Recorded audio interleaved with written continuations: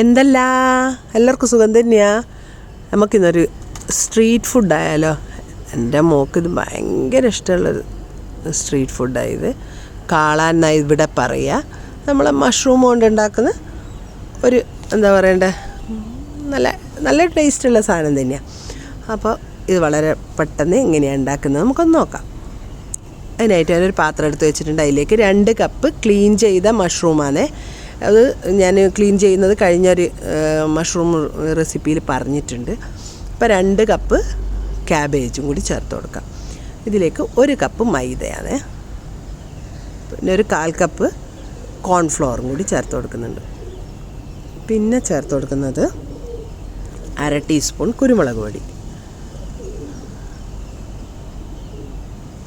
1 table spoon Kashmiri ചില്ലിയാണ്, എരിവ് തീരെ കുറവായതിന്. പിന്നെ ഒരു 1/4 ടീസ്പൂൺ ഗരം മസാല.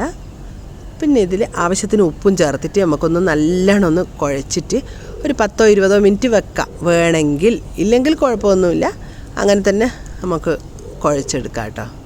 ഞാനൊരു 10 മിനിറ്റ് വെച്ചിട്ടുണ്ട്. അതിന് ശേഷം നോക്കുമ്പം കണ്ടോ ഇങ്ങനെയാണുള്ളത്. അപ്പോൾ അതാ ഇത് നല്ലോണം ഒന്ന് കുഴച്ചെടുക്കുക. എന്നിട്ട് എത്ര ആവശ്യം വരുമോ അത് നോക്കിയിട്ട് വെള്ളം ചേർക്കണം. എനിക്കിപ്പോൾ ഇതാ 2 പ്രാവശ്യമായിട്ട് 2 ടേബിൾ സ്പൂൺ, അതായത് ആദ്യം 1 ടേബിൾ സ്പൂൺ പിന്നെ 1 ടേബിൾ സ്പൂൺ, അങ്ങനെ 2 ടേബിൾ സ്പൂൺ വെള്ളം അതിൽ ഒഴിച്ചിട്ടുള്ളത്. അതൊഴിച്ച് നല്ലോണം കുഴക്കുമ്പോഴത്തേക്ക് ഒരു ചപ്പാത്തി മാവിൻ്റെ പരുവത്തിലേക്ക് ഇത് എത്തും. കണ്ടില്ലേ, ഇതാണ് ഇതിൻ്റെ കറക്റ്റ് കൺസിസ്റ്റൻസി. ഇങ്ങനെ വന്നു കഴിഞ്ഞാൽ നമുക്കിത് ഇനിയിങ്ങനെ ചെറുതായിട്ട് ഒരു ഉരുള ഇങ്ങനെ എടുക്കുക. ഇങ്ങനെ എടുത്തിട്ട് എങ്ങനെയായാലും കുഴപ്പമൊന്നുമില്ല, ഒന്ന് വെന്ത് കിട്ടണം, നമുക്കിതൊന്ന് വേവിച്ചെടുക്കണം, അത്രയേ ഉള്ളൂ. ഇതിൻ്റെ ഷേപ്പിലൊന്നും ഒരു കാര്യവുമില്ല.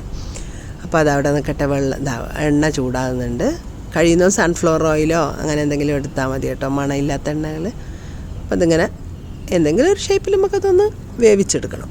അപ്പോൾ അതിനായിട്ട് അടുപ്പത്ത് ഇട്ടിട്ടുണ്ട്. ഒന്ന് നല്ലോണം വെന്ത് വരുമ്പോൾ നമുക്കിതൊന്ന് തിരിച്ചിട്ട് കൊടുക്കാം.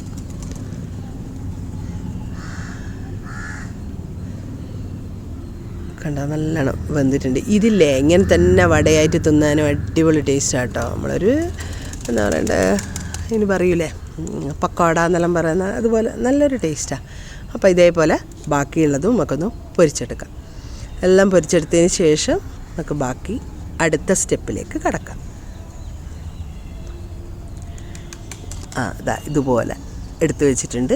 ഇനി നമ്മൾ സെക്കൻഡ് സ്റ്റെപ്പ്.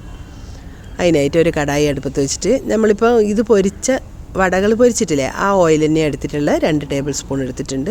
അതിലേക്ക് പിന്നെ 1 കപ്പ് ഉള്ളി ചേർത്ത് കൊടുത്തിട്ട് ആവശ്യത്തിന് ഉപ്പ്, ഞാൻ കല്ലുപ്പാണ് ഇതിൽ ചേർത്ത് കൊടുക്കുന്നത്. കാരണം നമ്മളിപ്പോൾ കുറച്ച് കഴിഞ്ഞാൽ വെള്ളയിൽ ഒഴിക്കും, അതുകൊണ്ട് ഇതങ്ങ് അലിഞ്ഞു പോയിക്കോളും.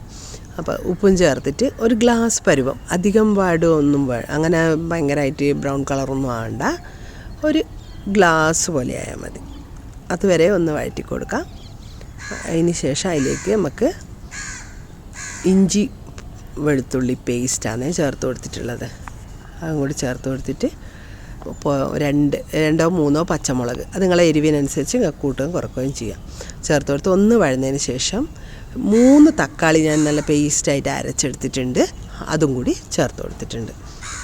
പിന്നെ അതിലുള്ള തക്കാളീൻ്റെ ആ വെള്ളമെല്ലാം ഒന്ന് വറ്റി വരുമ്പം 1 തണ്ട് കറിവേപ്പിലയും ചേർത്ത് കൊടുക്കുന്നുണ്ട്. പിന്നെ ഈ വെള്ളം ഇതിൻ്റെ നല്ലോണം വെള്ളം വറ്റി വരുന്ന സമയത്ത് 1/4 ടീസ്പൂൺ മഞ്ഞൾപ്പൊടിയും, പിന്നെ 1 ടീസ്പൂൺ മല്ലിപ്പൊടിയും, 1/4 ടീസ്പൂൺ ഗരം മസാലയും,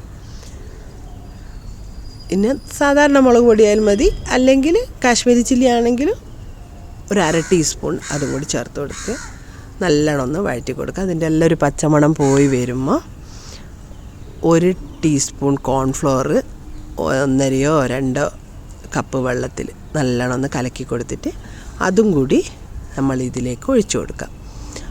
1-2 കപ്പ് എന്ന് പറയുന്നത് എന്താണെന്ന് വെച്ചാൽ വെള്ളം പെട്ടെന്ന് വറ്റിപ്പോകും. അതുകൊണ്ടാണ് ഈ സമയത്ത് ശ്രദ്ധിക്കണേ, ഒന്ന് കൈവെക്കാണ്ട് ഇളക്കി കൊടുക്കുകയും വേണം. പിന്നെ സ്റ്റൗ സിമ്മിലിടുക ചെയ്യാവോ. ഇനി പുളിപ്പ് നോക്കിയിട്ട് വേണമെങ്കിൽ 1 ലെമണിൻ്റെ പകുതി പിഴിഞ്ഞു കൊടുക്കാം കേട്ടോ. വേണ്ടെങ്കിൽ വേണ്ട, തക്കാളീൻ്റെ പുളിപ്പ് തന്നെ ചിലർക്ക് ധാരാളമായിരിക്കും. കണ്ടില്ലേ? ഇനി ഇത് ഇതിലേക്ക് നമ്മൾ പൊരിച്ച് വെച്ചിട്ടുള്ള വടകൾ ചേർത്ത് കൊടുക്കാം. അതിങ്ങനെ നുള്ളിപ്പരച്ചങ്ങിട്ട് കൊടുക്കാം. അപ്പോൾ എല്ലാ ഭാഗത്തും ഈ കറി അബ്സോർബ് ആകുന്നത് വരെ നല്ലോണം ഒന്ന് മിക്സ് ചെയ്ത് എടുക്കാം. കണ്ടോ? നുള്ളിപ്പരച്ചിട്ട് എടുത്തിട്ട് ഇങ്ങനെ ഇളക്കിയെടുക്കുമ്പോൾ നല്ല ഒരു ടേസ്റ്റായിരിക്കും ഇതിന്. അപ്പോൾ ഇനി ഇതൊരു സെർവിങ് ബൗളിലേക്ക് മാറ്റാം നമുക്ക്. പിന്നെ നമുക്കിത് ഗാർണിഷ് ചെയ്യാൻ കുറച്ച് മല്ലിയിലയും കുറച്ച് പൊടിയായിട്ട് അരിഞ്ഞ ഉള്ളിയും പിന്നെ കുറച്ച് കോൺഫ്ലേക്സ്. നല്ല അടിപൊളി ടേസ്റ്റാണ്. അതിങ്ങനെ മുറുമുറുന്നുണ്ടാവില്ലേ? ഇതെല്ലാം കൂടി ഇട്ടിട്ട് കഴിക്കാൻ അടിപൊളി ടേസ്റ്റാണ്. എന്തായാലും എല്ലാവരും ഇതൊന്ന് ഉണ്ടാക്കി കഴിച്ച് നോക്കി അഭിപ്രായം അറിയിക്കാൻ മറക്കണ്ട. അടുത്ത ആഴ്ച നമുക്ക് വേറൊരു വീഡിയോയുമായിട്ട് കാണാം. അതുവരെ എല്ലാവർക്കും ഒരിക്കൽ കൂടി താങ്ക് യു.